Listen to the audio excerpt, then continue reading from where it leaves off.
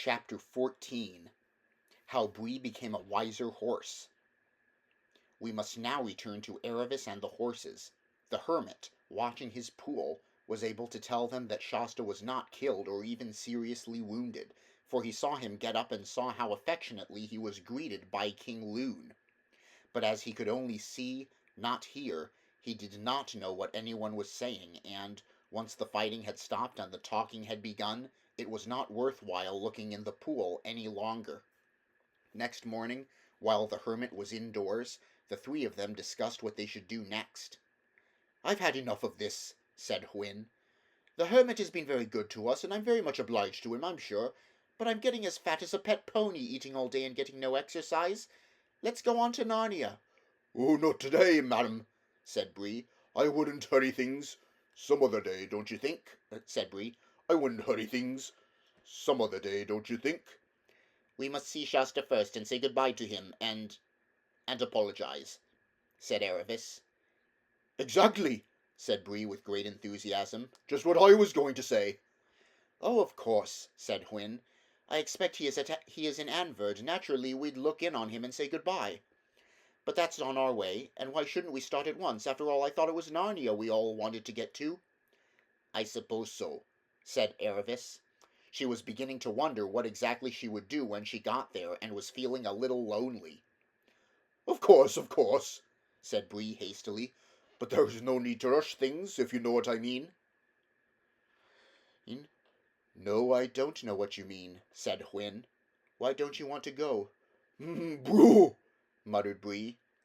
"Well, don't you see, ma'am, it's an important occasion, returning to one's own country, entering society, the best society. It is so essential to make a good impression. Good impression? Not perhaps looking quite ourselves yet, eh?" Hwin broke out into a horse laugh. "It's your tail, Bree. "I see it all now. You want to wait till your tail's grown again. And we don't even know if tails are worn long in Narnia. Really, Bree, you're as vain as that Tarkina in Tashban." "You are silly, Bree," said Aravis. "By the lion's mane, Tarkina," said "I'm nothing of the sort," said Bree indignantly. "I have a proper respect for myself and for my fellow horses, that's all." "Bree," said Aravis, who was not very interested in the cut of his tail, "I've been wanting to ask you something for a long time. Why do you keep swearing by the lion and by the lion's mane? I thought you hated lions." "So I do," answered Bree. "But when I speak of the lion, of course I mean Aslan, the great deliverer of Narnia who drove away the witch in the winter. All Narnians swear by him." "But is he a lion?" No, of course not," said Bree in a rather shocked voice. "All the stories about him in Tashban say he is," replied Aravis. "And if he isn't a lion, why do you call him a lion?" "Well, you'd hardly understand that at your age," said Bree, "and I was only a little fool when I left, so I don't quite fully understand it myself." Bree was standing with his back to the green wall while he said this, and the other two were facing him. He was talking in rather a superior tone, with his eyes half shut. That was why he didn't see the changed expression in the faces of Hwin and Aravis. They had good reason to have open mouths and staring eyes, because while Bree spoke they saw an enormous lion leap up from outside and balance itself on top of the green wall. Only it was a brighter yellow, and it was bigger and more beautiful and more alarming than any lion they had ever seen. And at once it jumped down inside the wall and began approaching Bree from behind. It made no noise at all. And Hwin and Aravis couldn't make any noise themselves, no more than if they were frozen.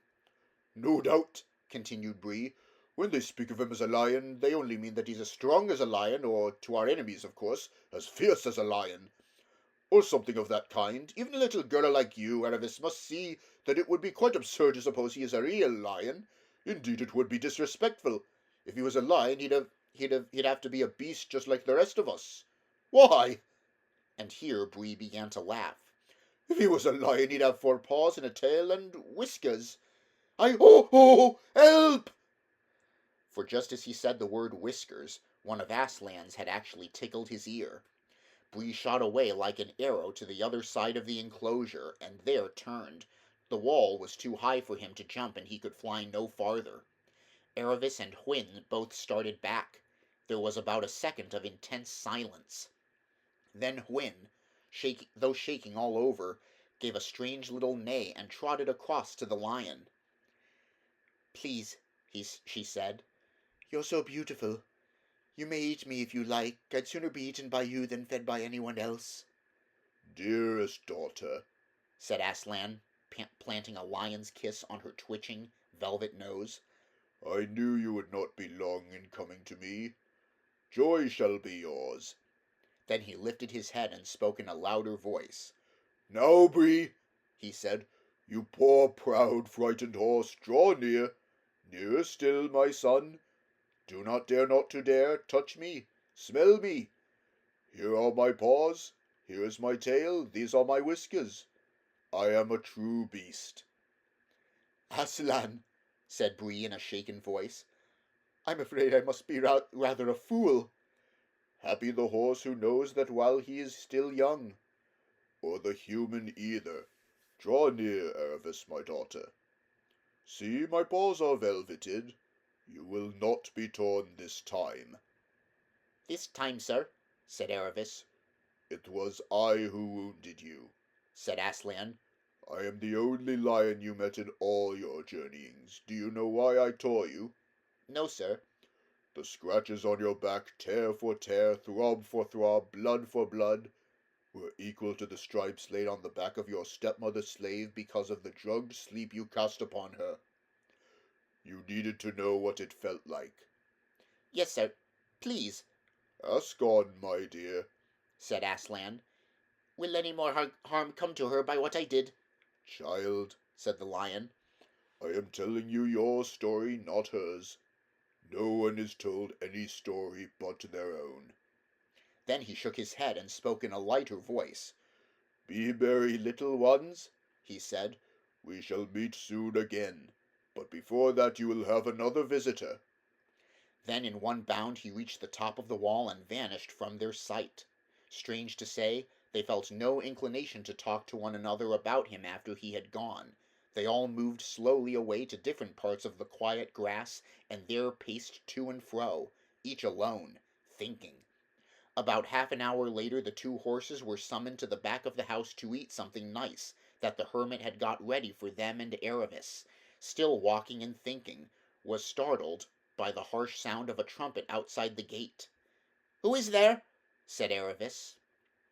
"His Royal Highness Prince Cor of Auchenland," said a voice from outside. Aravis undid the door and opened it, drawing back a little way to let the strangers in.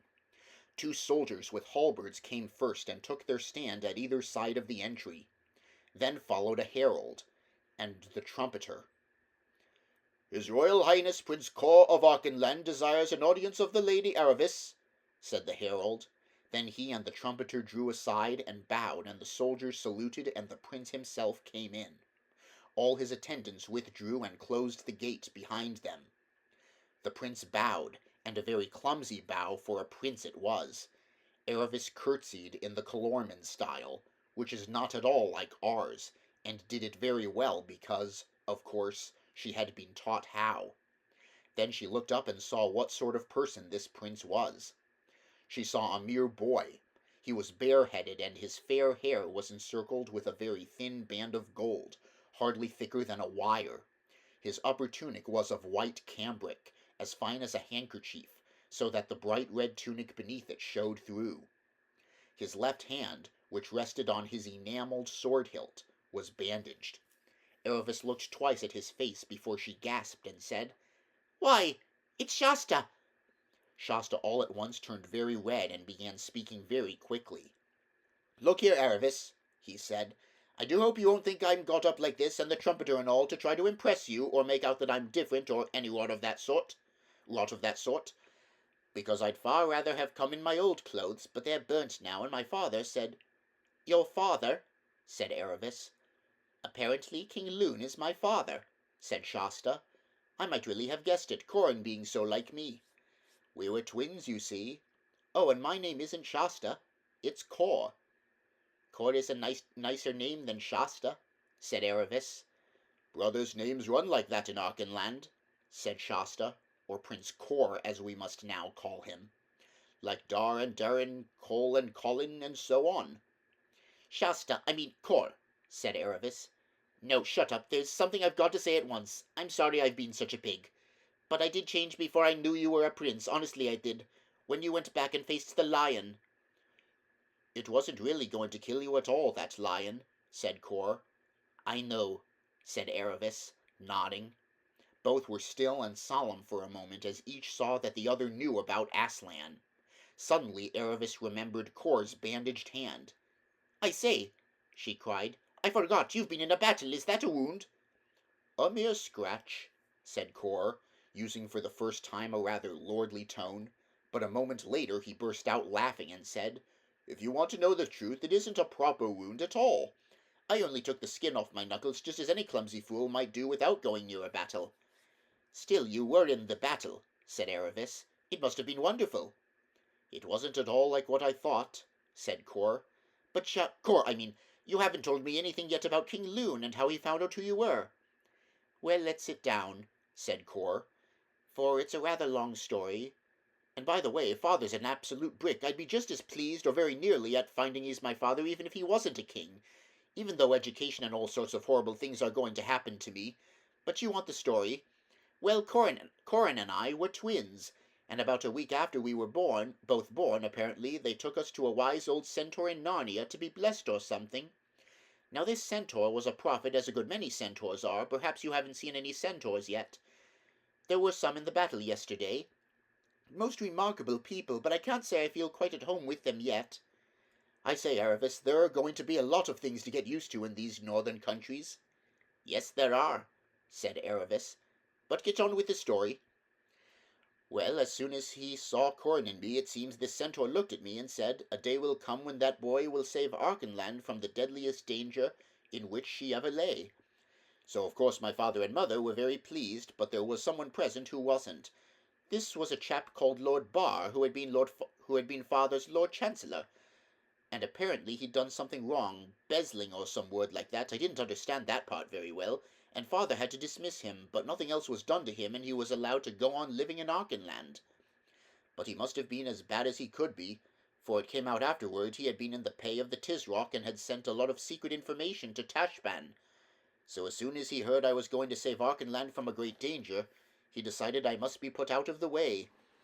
Well, he succeeded in kidnapping me, I don't exactly know how, and rode away down the winding arrow to the coast. He'd had everything prepared, and there was a ship manned with his own followers lying ready for him, and he put out to sea with me on board.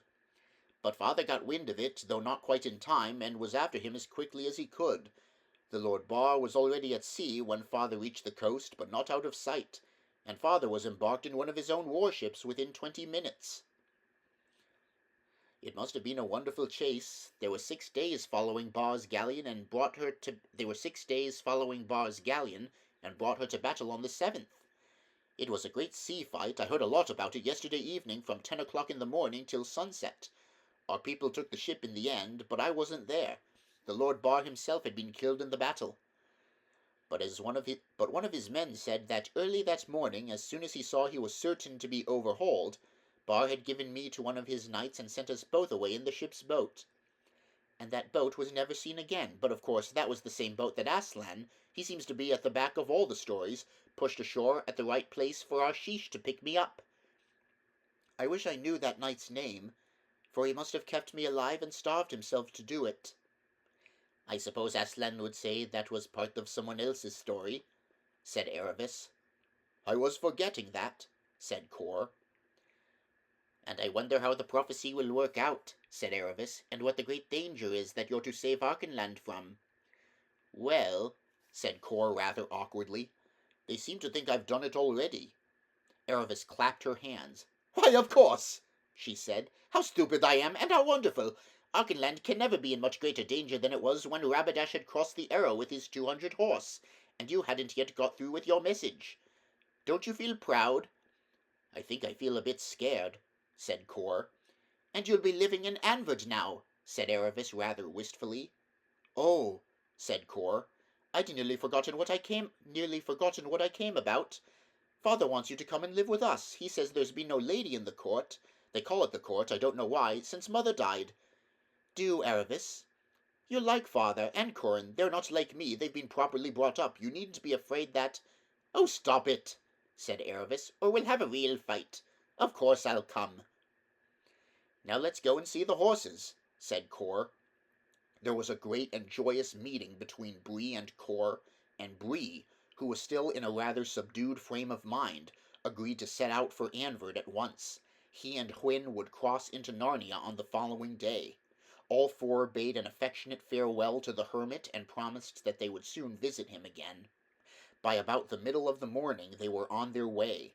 The horses had expected that Aravis and Cor would ride, but Cor explained that except in war, where everyone must do what he can do best, no one in Narnia or Archenland ever dreamed of mounting a talking horse.